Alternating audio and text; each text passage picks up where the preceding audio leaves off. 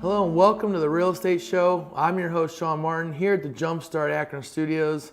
And joining us today is Casey Rumora with eXp Realty. Casey, thanks for joining us again today.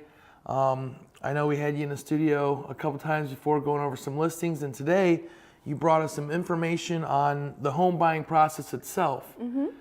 So Casey, what would be some of the things we look for when we're buying a home? Well, to start, the first thing is to find your home.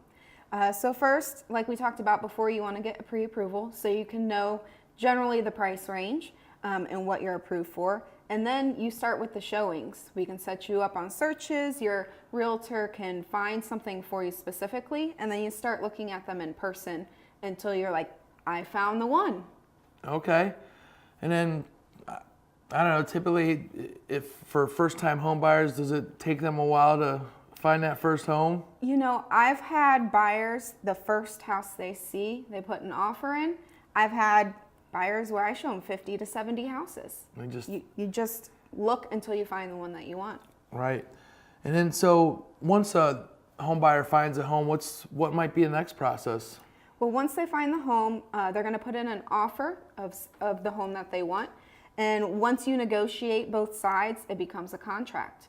So once it's a contract, then you have so many days to do your inspections, a home inspection. We always definitely recommend those.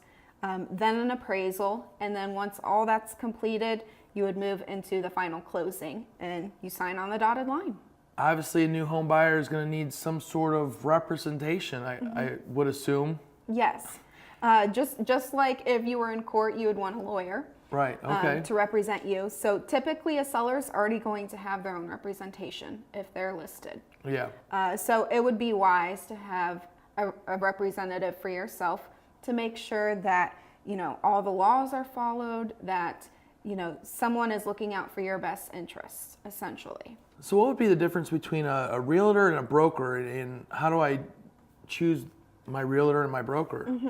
Well, generally on a contract, you are going to be represented by the realtor, so to speak, but the one who is actually looking over your shoulder and taking charge if anything happens is the broker, which is who the realtor works for, what company. So you always want to interview different realtors to see who you just connect with, right. Get recommendations from friends, and then see how the company operates and works, because different brokers have different rules and ways they operate.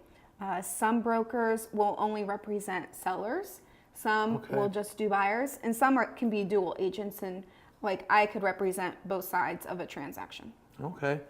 And then so Casey, if someone watching at home wanted you to represent them, how would they get a hold of you? They could call me. I answer my cell phone personally. It's 330-422-9284. Or they could email as well, caseytherealestatelady@gmail.com. Okay. Well, Casey, thanks again for coming into the studio. And thanks for you watching. If you need help looking for a home or buying a home, get a hold of Casey. And we'll see you on the next one.